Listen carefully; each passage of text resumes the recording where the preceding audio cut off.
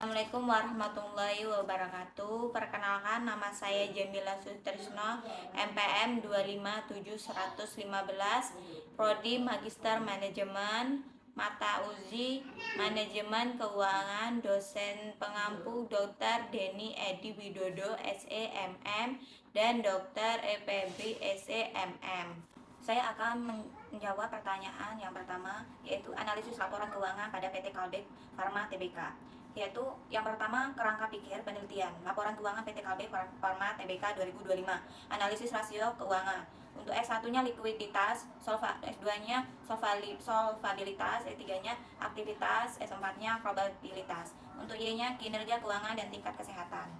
Lalu selanjutnya, argumentasi hipotesis berdasarkan dinamika industri farma pasca pandemi regulasi jaminan kesehatan nasional atau JKN, yaitu H1-nya likuiditas. PT Kalbe Farma Tbk diproyeksikan memiliki tingkat likuiditas yang tetap kuat, namun mulai menunjukkan penurunan aset menganggur dibandingkan periode 2017 sampai 2021 seiring dengan optimalisasikan modal kerja. H2-nya solvabilitas, struktur modal di krisis tetap sehat dengan tingkat definisi utang yang rendah di bawah 50% dan mencerminkan risiko keuangan yang terkendali baik. H3-nya profitabilitas perusahaan diproyeksikan mengalami tren penguat didorong oleh pertumbuhan penjualan yang solid pasca pandemi dan efisiensi biaya operasional.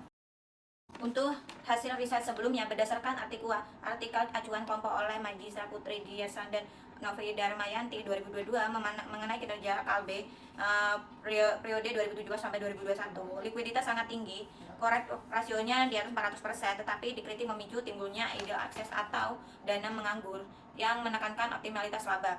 Solvabilitas sangat aman dengan nilai DAR seputar 15% sampai 18%, DRA 18% sampai 21% menunjukkan risiko kebangkrutan yang sangat minim. Aktivitas pengolahan bersediaan cenderung stabil namun menjadi penurunan pada perputaran aset tetap akibat dampak hambatan operasional pandemi. Aktivitas pengolahan persediaan cenderung stabil namun terjadi penurunan pada perputaran aset tetap akibat dampak hambatan operasional pandemi. Probabilitas perusahaan konsisten menghasilkan laba meskipun RA dan ROE sempat mengalami tekanan saat puncak pandemi COVID-19.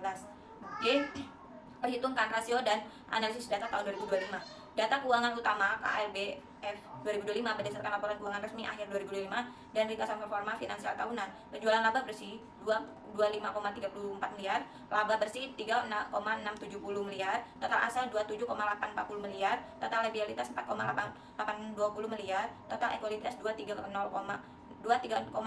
miliar, aset lancar 16,980 miliar, kewajiban lancar 3,920 miliar, kas dan setara kas 5,950 miliar. Hasil likuiditasnya, korek rasionya atau CR 4,233,1% sangat likuiditas di antara rata-rata 200%. Untuk kas rasionya menghasilkan 151,17% sangat aman.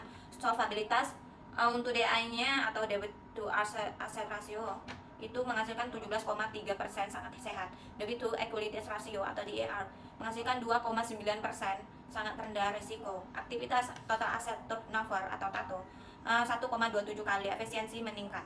Profitabilitas atau NPM menghasilkan 10,4% atau sangat baik. Return on asset atau ROA menghasilkan 13,2% efektif. Interferensi hasil analisis kritik, optimalisasi likuiditas. Meskipun rasio ini tergolong sangat tinggi dan menunjukkan terpampang bagai jangka pendek yang mutlak aman, manajemen tampak mulai mengendalikan akumulasi kas terlebih agar tidak menjadi idle aset yang terlalu parah seperti kritik riset sebelumnya. Struktur modal yang prudent, tidak tergantung pada pendanaan eksternal berupa utang berbunga tinggi. Peningkatan produktivitas ini menunjukkan perbaikan efisiensi operasional aset jika dibandingkan pasca pandemi. Kebangkitan probabilitas lonjakan laba bersih sebesar 13,1% disokong oleh keberhasilan strategi bauran produk.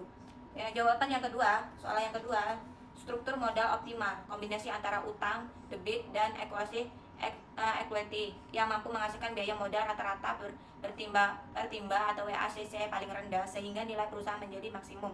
Menghitung proporsi modal menghasilkan 9,42%. Interpretasi WACC rendah menunjukkan biaya modal yang efisien sehingga perusahaan memiliki peluang investasi yang baik. Itulah WACC untuk perusahaan PT Indofood.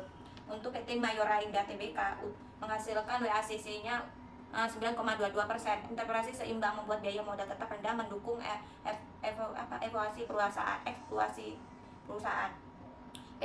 Siantar Top Tbk menghasilkan WAC struktur modalnya yaitu 11,41%.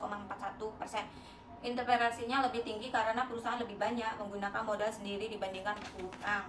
Untuk perbandingan implikasi keputusan investasi Indofood atau modal paling rendah paling efisien, Mayora hampir sama dengan Indofood, layak untuk investasi. Untuk investasi Siantar Top biayanya modal tinggi, efisiensi panduan rendah.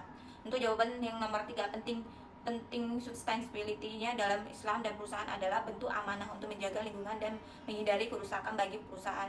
Sustainability meningkat reputasi, mengurangi resiko dan mendukung keberlanjutan bisnis.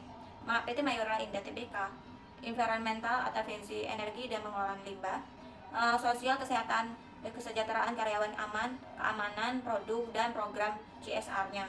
Governance, tata kelola perusahaan yang baik dan transparan.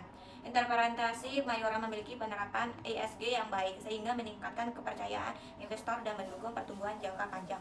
Pemanfaatan skor ESG dalam riset digunakan untuk menilai keberlanjutan perusahaan membandingkan kinerja ESG dan sebagai dasar pengambilan keputusan investasi. Itulah jawaban yang saya jawab untuk UAS manajemen keuangan.